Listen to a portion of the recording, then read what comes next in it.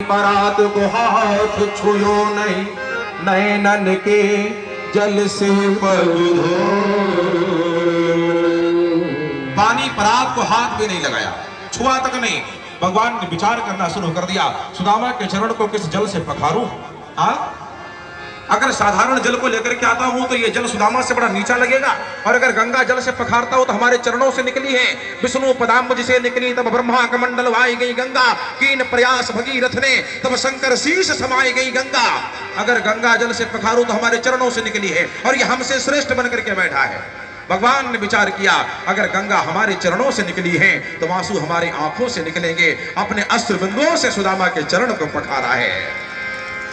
यही मित्रता की पराकाष्ठा है। भगवान रोए और करुणा करके करुणानिधि रोए हो।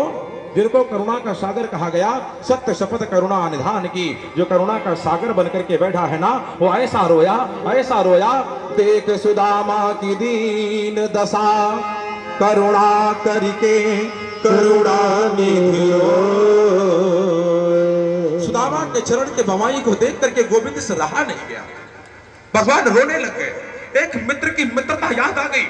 बचपन में सुदामा मेरे साथ चोरी करने जाता था, जाकर के मेरे सामने चूहे को खेता था, चना को चबाता था, माखन की मटकी को तोड़ता था। लेकिन समय के चक्र को देखना मैं राजा बन गया, एक गोल भिक्षाटन करता है। आज जो मित्रता याद आई है, यही तो वास्तव में मित्रता की परिभाषा है। वो यही मित्रता की परिभाषा है। बाबा गोस्वामी ने अपने मानस में लिखा है, जो मित्र के दुख में दुखी नहीं होता, जो मित्र के सुख में सुखी नहीं होता, ऐसे मित्र का मुख देखना पाप बताया गया है। जो न मित्र दुख हो ही दुखारी, तिन्हि बिलोकत पातक भारी। बहुत बड़ा पाप है, बहुत बड़ा पाप है। भगवान ने सुदामा के चरण को पखारा, हाथ जोड़ करके विनय किया, कहा सुदामा एक बात ये बताओ, क्या खाली हाथ आगे कुछ लाई नहीं क्या? अब सुदामा ने विचार किया कि कैसे निकाल करके किनकी की पोटली दे दूं। हाँ, किनकी का चावल, कहा ये बड़ा स्वावलंबी राजा, और कहा मेरे 3 मुट्ठी किनकी चावल के दाने। सुदामा ने उसको छिपाना शुरू कर दिया। भगवान तो सर्वंतर्यामी सर्वोपरो विष्णु, सर्वस्थान पर जाकर के विराजित है, सर्वव्यापी न संशया, कोई संशय नहीं है, हरि व्यापक सर्वत्र समाना। भगवान की दृष्टि पड़ गई और जल्दी से पोटली को छीना, पोटली को खोला और देखा तो चावल पड़ा है। भगवान ने एक मुट्ठी चावल को उठा करके खा लिया, और जैसे एक मुट्ठी चावल को चबाए ना, वैसे एक लोग दान में दे दिया। 2 मुट्ठी को चबाए, 2 लोग दान में दे दिया, और जैसे तीसरी मुट्ठी चावल को ऐसे उठाया, देवी रुक्मिणी ने हाथ पकड़ दिया, बोले कन्हैया अपने संतानों के लिए भी कुछ छोड़ोगे कि सब दे दोगे? भगवान के नेत्र में आंसू आ गए। मेरे भगवान जी रोने लग गए। कहा रुक्मिणी, जीवन में पहली बार मैंने देना शुरू किया था। अरे अभी तक तो मैं केवल चोरी करता था, लेता चला आ रहा था, पहली बार देना चाहा, और जब देना चाहा तो तूने हाथ पकड़ लिया। भगवान ने सुदामा को अभय किया है, विश्वकर्मा को बुला करके सुदामापुरी को नवीन करवाया है, देवी लक्ष्मी को भेज करके सुशीला को तरुण करवाया है। लंबे समय तक सुदामा जी रुके रहे। एक दिन जाने की अनुमति मांगी तो भगवान ने विदाई दिया है। पहले तो जाने नहीं देते, हाँ, क्योंकि व्यक्ति आता अपने मन से और जाता दूसरे के मन से हो।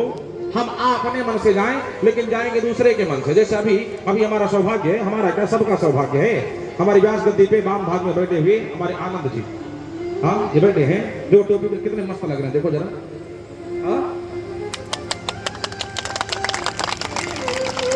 अब हम भी प्रयास करते हैं कि अपनी शरीर इन्हीं के जैसे बनाए। अब इनसे लाज पूछेंगे, इसका राज क्या है? हमारे व्यासगद्दी के वाम भाग में बैठे हुए आनंद बाबू अभी, अच्छा इनको पहचान तो सब लोग रहे हैं ना? जरा हाथ उठाओ, कौन कौन पहचान रहा हो? अच्छा, जो लोग नहीं जान रहे हैं, जिनके हाथ नहीं उठे, उनको बता दूं, अभी हाल ही में बहुत जल्द 2-4 महीने बीते, यही प्रतापगढ़ में परानुपुर पड़ता है। परानुपुर में आपका घर है आनंद बाबू का। इन्होंने पूज्य राजन जी महाराज की बड़ी विराट, बड़ी दिव्य कथा करवाई थी, रात कथा, बड़ी विराट कथा हुई थी। और उस कथा के कर्ता धर्ता, उस कथा के आयोजक, उस कथा के सात्विक मात्र हमारे आनंद जी थे। इन्होंने उस दिव्य कथा को आयोजित करके इधर भक्ति के एक विशेष प्रवाह को प्रवाहित करने का काम किया था। एक विशेष प्रवाह भक्ति का प्रवाहित कर दिया था। किसी ने बड़ी सच, बड़ी सुंदर एक बात कही है, धन का होना बड़ी बात नहीं है, धन का सात्विक हो जाना बड़ी बात है। धर्म हो जाना लंबा विषय नहीं होता। धन धर्म के काज में लग जाए, धन धर्म के पास जाकर के मिट जाए, धन धर्म में जाकर के विलय हो जाए, ये बड़ी बात हुआ करती है।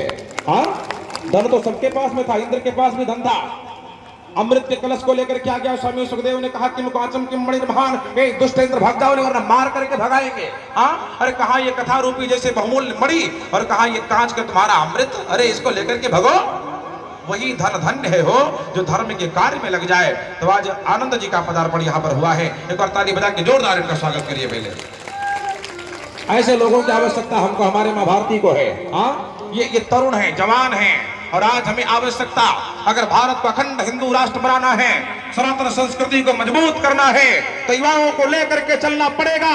किसी बड़े व्यक्ति ने कहा था, जिस ओर जवानी चलती है उस ओर जमाना चलता है।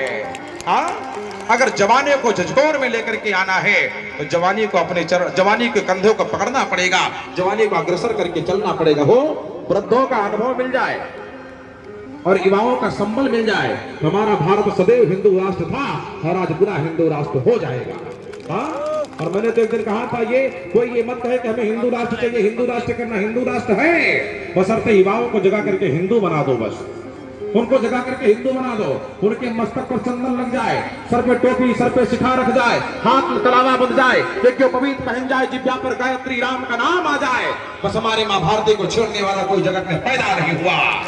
हाँ, भारती से लड़ने वाला कौन होगा? हो जहां पर ऐसे वीर सपूत जन्मे हैं, ऐसे वीर सपूत बैठे हैं। तुम्हारे आनंद जी का बहुत बहुत स्वागत है। 2 दिन से चर्चाएं चल रही थी, परसों अचानक हमें ने पूछ लिया, आनंद जी हमने पूछ लिया क्या उनका निमंत्रण नहीं किया क्या? हमारे सुरेश जी ने कहा कि हाँ सूचित जरूर किया जाएगा, और उन्होंने कहा कि हम लोग बुलाएंगे, क्योंकि चर्चा ही आपके यहाँ से उठी थी। ये लोग हमारी कथा को लेकर के राजा फतेहपुर कथा चल रही थी, तो वहां पर गए तो सुरेश जी ने कहा महाराज जी आपकी कथा चाहते हैं, 2025 की बात है। तुमने कहा कथा चाहते हैं तो अभी आप 2 साल प्रतीक्षा कर ले।